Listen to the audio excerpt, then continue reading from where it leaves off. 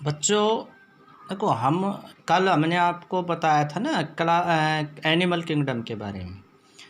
तो एक दो बच्चों की प्रॉब्लम आई है कि सर ये समझ में नहीं आया कैसे क्या है। तो देखो, हमने एक दिन पहले बताया था क्लासिफिकेशन में कि जो सबसे बड़ा ग्रुप होता है ना, सबसे बड़ा ग्रुप ये है, इसको किंगडम कहते हैं। क्या कहते हैं भाई? किंगडम। ठीक है, तो किंगडम तो हो गया हमारा एनिमल। क्या हो गया? Animal kingdom. मतलब जितने भी जीव जंतु हैं वो आ गए इसमें। अब इसको छोटे ग्रुप में बांट देते हैं, इसके बना देते हैं छोटे छोटे ग्रुप। ये जो ग्रुप है ना, ये कहलाते हैं फाइलम। क्या कहलाते हैं बच्चों? फाइलम। मतलब ये बड़ा ग्रुप है किंगडम, इसके छोटे छोटे ग्रुप बना दिए हमने। ये ग्रुप क्या कहलाते हैं भाई? ये ग्रुप फाइलम कहलाते हैं। तो हमने कल आपको ये बताया कि वैसे तो जो पूरा जीव जगत है जिसमें सभी जीव जंतु आते हैं, उसको तो छोटे छोटे 35 ग्रुप में बांटते हैं।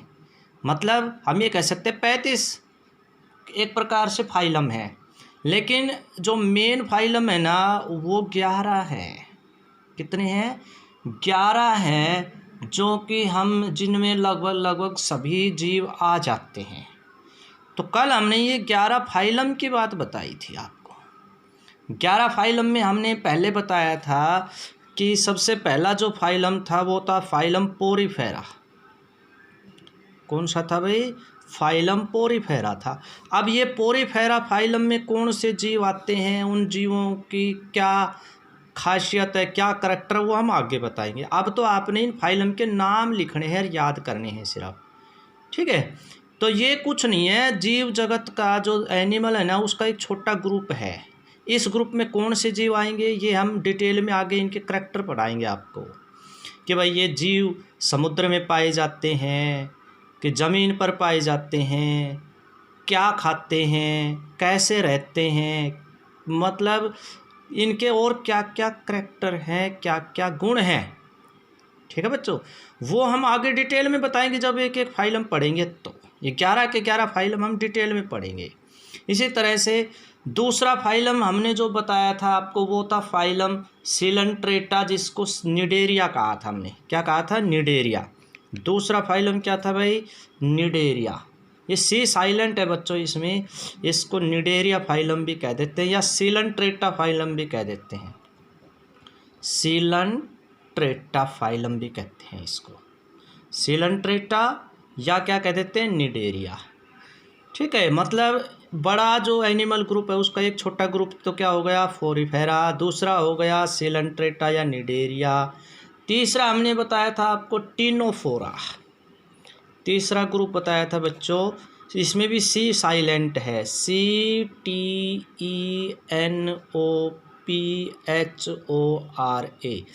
टीनोफोरा। तो बच्चों ये तीसरा फाइलम बताया था। ठीक है, अब ये क्या बताया था हमने, थोड़ा सा हिंट कल आपको दिया था कि जो पोरीफेरा फाइलम है ना, इसमें जीव है ना वो सेल लेवल तक के होते हैं। हमें पता है सेल जुड़ती है तो टिश्यू बनता है, टिश्यू जुड़ते हैं तो ऑर्गन बनते हैं, ऑर्गन जुड़ता है तो सिस्टम बनता है। जैसे हमारी सेल जुड़ती है तो हमारे टिश्यू बनते हैं, नर्वस टिश्यू और भाई कनेक्टिव टिश्यू, मस्कुलर टिश्यू। तो ग्रुप ऑफ सेल को क्या कहते हैं? टिश्यू। तो इसमें टिश्यू नहीं बनते पोरीफेरा में, जबकि इनमें क्या बनते हैं? इनमें किसी में टिश्यू लेवल होगा, किसी में ऑर्गन लेवल होगा, किसी में सिस्टम लेवल होगा। जैसे ऑर्गन बनते हैं हमारे, हार्ट है, आई है, और भाई लंग्स हैं, किडनी है। तो हमारे बहुत से ऑर्गन है ना, ये अंग हैं, हाथ पैर नाक, ये सारे क्या है? ऑर्गन हैं। तो इनमें क्या है, किसी में ऑर्गन बनेगा, किसी में टिश्यू लेवल तक जीव होगा। तो सबसे छोटा लेवल होता है बच्चों सेल का। सेल जब जुड़ती है तो बड़ा ग्रुप बनता है, वो बड़े लेवल के जीव कहलाते हैं, उनको टिश्यू लेवल के जीव कहते हैं। उससे बड़ा जब बनता है तो क्या बन जाता है? ऑर्गन। ऑर्गन किसी जीव में ऑर्गन बनने शुरू हो जाते हैं, वो अच्छे जीव माने जाते हैं। जब ऑर्गन जुड़ते हैं तो सिस्टम बनता है। जैसे हमारी बॉडी में कई सिस्टम है, डाइजेस्टिव सिस्टम है, रिप्रोडक्टिव सिस्टम है, इसी तरह से रेस्पिरेटरी सिस्टम है। तो सिस्टम वाले जीव और भी एडवांस माने जाते हैं। तो ये इस तरह से हमने 11 फाइलम आपको बताए थे। ठीक है, अभी इसमें कुछ फाइलम ऐसे होते हैं जिनमें रीढ़ की हड्डी होती हैं, वो आ जाते हैं। कुछ ऐसे होते हैं जिनमें रीढ़ की हड्डी नहीं होती। तो ये कल हमने 11 फाइलम के नाम बताए थे आपको। सिर्फ कौन कौन से बताए थे मैं एक बार रिवाइज कर देता हूँ आपके लिए। तो ये जो टेबल मैंने कल बनाकर दी थी आपको, वो ये थी बच्चों। सबसे पहला था पाइलम पोरीफेरा, ये सेलुलर लेवल के जीव थे। दूसरा था भाई हमारा निडेरिया, जिसको सिलेंट्रेटा भी कहते हैं, इसमें टिश्यू लेवल बनता है। तीसरा था टीनोफोरा, इसमें भी टिश्यू लेवल बनता है। और बच्चों ये रेडियल सिमेट्री शो करते हैं। ये रेडियल सिमेट्री क्या होता है ये हम आगे बताएंगे। रेडियल सिमेट्री का मतलब होता है कि ऐसे जीव जिनको किसी भी एंगल से काट दो, दो इक्वल हाफ हो जाए। किसी भी तरह से उसको काट दो, उसके दो बराबर टुकड़े हो जाएंगे। ठीक है, उसको क्या बोलते हैं, रेडियल सिमेट्री। ये हम आगे समझाएंगे आपको। और कुछ जीव ऐसे होते हैं जिनको कि सिर्फ क्या करते हैं, एक एंगल से काटने से दो टुकड़े होते हैं, जिसको कहते हैं बाइलेटरल सिमेट्री। जैसे हमारा शरीर है, हमारे शरीर को सिर्फ ऊपर से नीचे तक काटेंगे तो दो इक्वल हाफ होंगे, एक कान इधर एक कान इधर, एक हाथ इधर एक हाथ इधर। तो लंबा काटेंगे ना हमारे शरीर को तो बाई माने दो, बाइलेटरल सिमेट्री मतलब हमारी इक्वल टू हाफ एक ही एंगल से होंगे। लेकिन रेडियल सिमेट्री वो होती है जिसमें दो इक्वल हाफ किसी भी एंगल से हो जाए। जैसे मान लो ये है, ठीक है, इसको चाहे आप किसी भी एंगल से काट दो, चाहे ऐसे काट दो तो दो इक्वल हाफ हो गए, ऐसे काटोगे तो दो इक्वल हाफ हो गए, ऐसे हो गए तो दो इक्वल हाफ हो गए, ऐसे काटोगे तो मतलब ये स्ट्रक्चर ऐसे है कि इसको कैसे भी काट दो दो बराबर भाग हो जाएंगे। तो ये कहलाती है रेडियल सिमेट्री। तो इनमें ये जो निडेरिया या सिलेंट्रेटा भी कहते हैं इसमें, और टीनोफोरा में ऐसे जीव आएंगे जिसको किसी भी एंगल से काट दो उसके दो इक्वल हाफ हो जाएंगे। तो ये आते हैं किसमें, रेडियल सिमेट्री में। इसकी तो कोई सिमेट्री होती नहीं क्योंकि तो सेल होती है। अब आते हैं इसमें जिनमें बाइलेटरल सिमेट्री होती है। बाइलेटरल का मतलब एक ही एंगल से काटने पर दो बराबर भाग होंगे। तो इसमें ये 8 फाइलम हमने बताए थे भाई। कौन कौन से थे, तो सबसे चौथा फाइलम था एनिलिडा। एनिलिडा के करैक्टर हम आपको बताएंगे कि ये जीव कहाँ पाए जाते हैं। उसके बाद अगला बताया था मोलुस्का। मोलुस्का के जीव ज़्यादातर समुद्र में पाए जाते हैं, जैसे घेंगा है, सीप है, ये मोंगा मोती जिसमें आते हैं ना, वो इसमें उनके अंदर जीव बंद होते हैं। उसके बाद बताया था प्लेटी एलिमेंथिस। प्लेटी एलिमेंथिस बच्चे ऐसे कीड़े होते हैं जो मिट्टी में पाए जाते हैं, जो बीमारियां फैला देते हैं, जैसे पेट में भी कीड़े हो जाते हैं, वो इस फाइलम में आते हैं। उसके बाद आए थे आर्थ्रोपोडा। आर्थ्रोपोडा में बच्चों आते हैं जैसे मक्खी है, मच्छर है, मधुमक्खी है, ततैया है, जिसके कई जोड़ी पैर होते हैं, वो आर्थ्रोपोडा में आएंगे। उसके बाद एस्केला एलिमेंथिस। एस्केला एलिमेंथिस बच्चे होते हैं जो कि लंबे चपटे होते हैं, ये भी मिट्टी में पाए जाते हैं।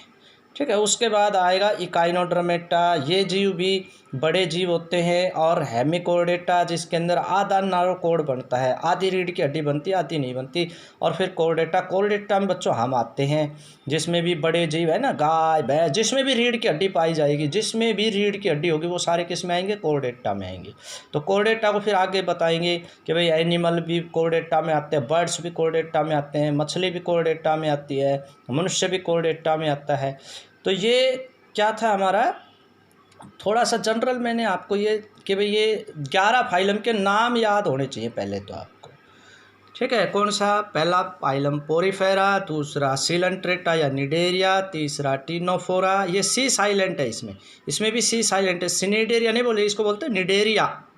जब भी नाम याद करना हो मेरा ये वीडियो देख लेना, इसका नाम है निडेरिया। निडेरिया वो होते हैं बच्चों जो रात को निकलते हैं। टीनोफोरा। चौथा क्या है भाई हमारा, एनिलिडा। पांचवा मोलुस्का। इनको बोल बोल के प्रैक्टिस करें आप। उसके बाद छठा प्लेटीहेल्मिन्थिस। क्या वर्ड है ये, प्लेटीहेल्मिन्थिस। उसके बाद अगला है आर्थ्रोपोडा। उसके बाद एस्क्लेमेंथिस। क्या वर्ड है भाई ये, एस्क्लेमेंथिस। मैं फिर बोल रहा हूँ, एस्क्लेमेंथिस। ये था प्लेटीहेल्मिन्थिस, ये आर्थ्रोपोडा, ये एस्क्लेमेंथिस। इसका नाम है बच्चों इकाइनोडर्मेटा। क्या नाम है, इकाइनोडर्मेटा। और ये है हेमिकोर्डेटा। हेमी माने होता है हाफ, कोर्डेटा का मतलब होता है रीढ़ की हड्डी, हेमिकोर्डेटा। और ये है कोर्डेटा जिसमें रीढ़ की हड्डी पूरी होती है।